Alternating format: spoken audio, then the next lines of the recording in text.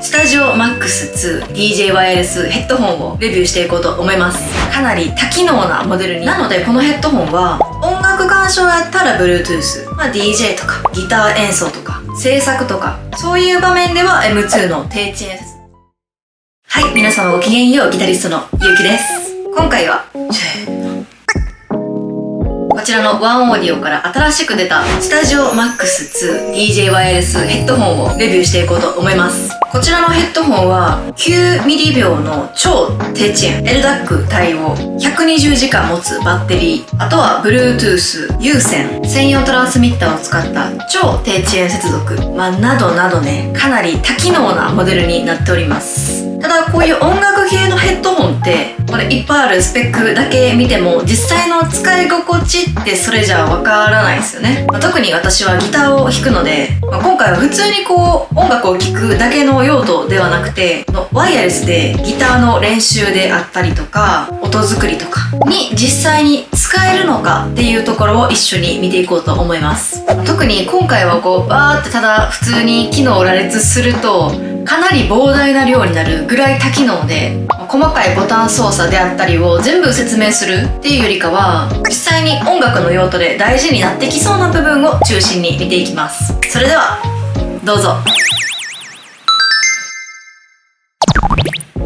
まずは外観と付属品から見ていきます。スタジオ MAX2 はオーバーイヤー型のヘッドホンで耳全体を覆うタイプです。付属品がたくさんついてて、ヘッドホン本体 M2 トランスミッター 3.5mm から 6.35mm のカールのケーブル、 3.5mm のストレートケーブルで、これにネジ式で付けられる 6.35mm の変換アダプターもあります。あとは USB-C 充電ケーブルとキャリーケース、説明書が入ってます。なんか普通のワイヤレスヘッドホンっていうよりかは、製品名についてる通り DJ の機材であったりとか、アンプ、PC、スマホ、楽器周りまでいろいろな環境につなぐことが前提になっているセットです。本体はもう DJ ヘッドホンっていう感じで、カップの部分が回転してこんな感じで折りたたみもできます。片耳でモニターしたりケースに入れて持ち運んだりしやすい作りです。装着感はこの耳をしっかり覆うタイプなので密閉感がしっかりあります。側圧は本当ちょうどよくて、しっかり固定されているって感じです。ギター弾いてる時とか少し頭を動かしてもずれにくいので、演奏中に使うヘッドホンとしては安心感があります。一方で結構密閉型なんで、長い時間使うってなると蒸れであったりとか圧迫感は気になるかもしれません。私の使い方だと、ギターの練習とか動画編集とか軽い音源のチェックとか 1,2 時間使う場面が多いので、その範囲だったらもう普通に使いやすい印象です。はい。で、接続方法が大きく分けて3つあります。まず1つ目が Bluetooth 接続。スマホとか PC で音楽を聴くときはこれが一番シンプルです。2つ目は M2 トランスミッターを使った超低遅延接続です。ちなみに今日のメインはここです。この M2 トランスミッターには 3.5mm の AUX 入力と USB-C のデジタル入力があります。例えば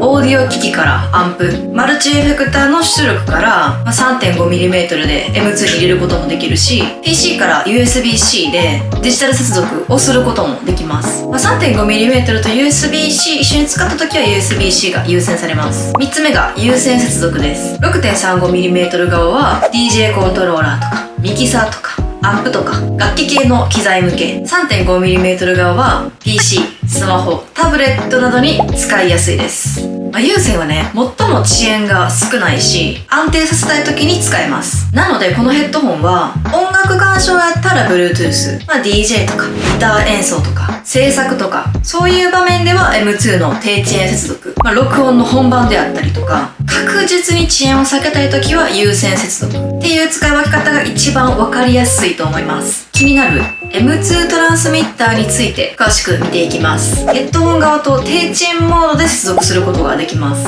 普通のね Bluetooth のヘッドホンも音楽をね普通に聴く分には便利なんやけど、もう楽器を弾く時にはちょっと遅れちゃって全然使えないってことは多々あります、正直。特にギターの場合だと自分がね弾いた音からもう少しでも遅れて聞こえるともうリズムどころの話じゃないっていうだからギターの練習とかラフな音作りで使う場合は通常のその Bluetooth 接続ではなくて、この M2 トランスミッターを使った低遅延接続が重要になってきます。で、ギターを直接トランスミッターに挿すんじゃなくって、私の普段使いに最も近いオーディオインターフェースに接続して使ってみます。スペック上は9ミリ秒の低遅延なので、数字だけ見ても演奏では気になりにくい範囲です。接続機器側の遅延とかいろいろ関係してきたり加わってきたりするので、実際に弾いた時に違和感があるのかっていうのを私ギタリストの視点で検証していきます。特に遅延があると私個人できついなと思うのは、細かい刻みとかカッティングとか、やっぱりクリックにバチッと合わせるフレーズですね。はい、では実際にギターで弾いた時の遅延を試してみます。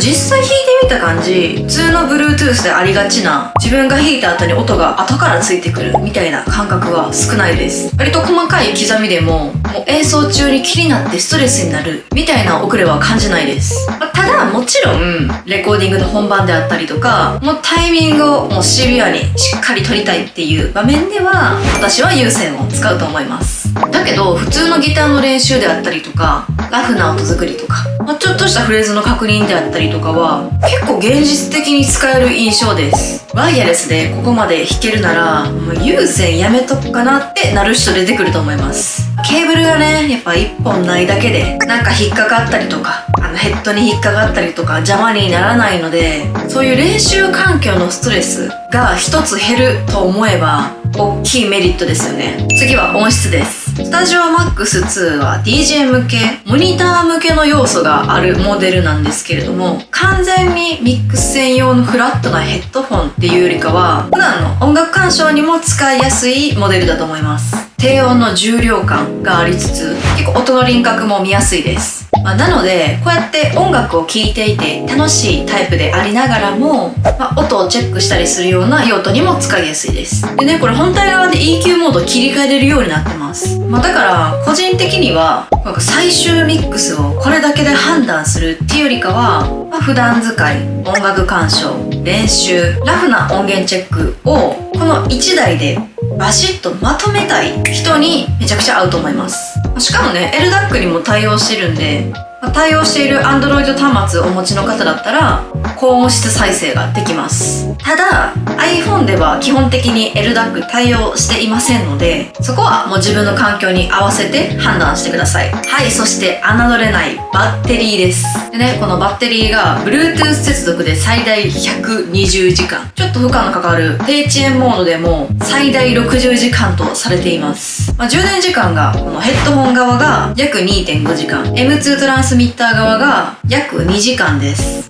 さすがにねレビューさせていただいている期間で最大時間まで使い切るみたいな検証はできませんが、一般的に考えてね、もうこのクラスのバッテリーやったら毎日使っても充電頻度はかなり少なくて済みます。ヘッドホンとかイヤホンとかね、使いたいなーっていう時に充電ないの結構ストレスですよね。でこれだけ機能があって普段使いからある程度本格的な用途までしっかり使い切るってなっても充電はあんまり気にしなくていいっていうのは便利ですよね。あとはUSB-C 充電になっているっていうのも今のね環境では使いやすいですよね。実際使ってみて良かった点は、この M2 トランスミッターを使った低遅延接続っていうのがギターの練習で結構実用的だったことです。普通の Bluetooth ヘッドホンとかイヤホンだと演奏する用途では遅延が気になることも多々ありますが、このヘッドホンラフな感じだったら使いやすいです。はい、次に接続方法が多いこと、 Bluetooth 接続、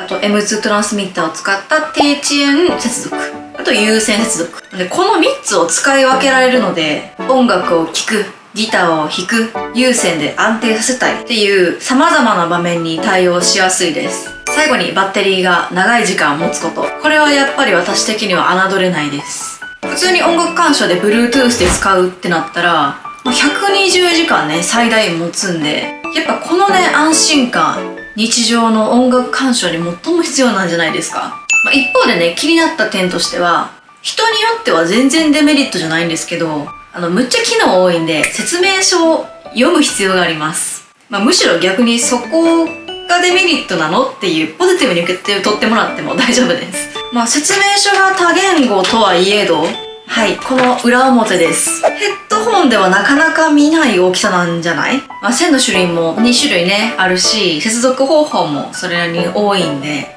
説明書をしっかり読んで最初に整理しておくと扱いやすいです。はい、まとめです。このワンオーディオスタジオマックス 2DJ ワイヤレスヘッドホンは音楽鑑賞用のワイヤレスヘッドホンだけではなくて DJ はもちろんギターの練習や音源チェックにも使いやすいヘッドホンでした。この1台で音楽鑑賞、練習、音源チェックをまとめたいっていう人にはおすすめの1台です。逆にそれぞれの用途に対してそれぞれ最も合った製品を当てるお金であったりとか知識とかある人はこの1台じゃなくても他にも選択肢はあると思います。気になった方は概要欄をチェックしてください。はい、今回の動画は以上です。普段はこういうレビュー動画以外にも弾いてみた動画を上げたりしているのでよかったらご視聴ください。で、今回の動画いいなと思った方は高評価、チャンネル登録、あとハイプをよろしくお願いいたします。あとはメンバーシップもやっているんで、私の個人的な部分が気になるなであったりとか、あとは密にコミュニケーションを取りたいなっていう方はよかったらご加入をご検討ください。それでは次の動画でお会いいたしましょう。ギタリストゆうきでした。バイバーイ。廃棄物になっても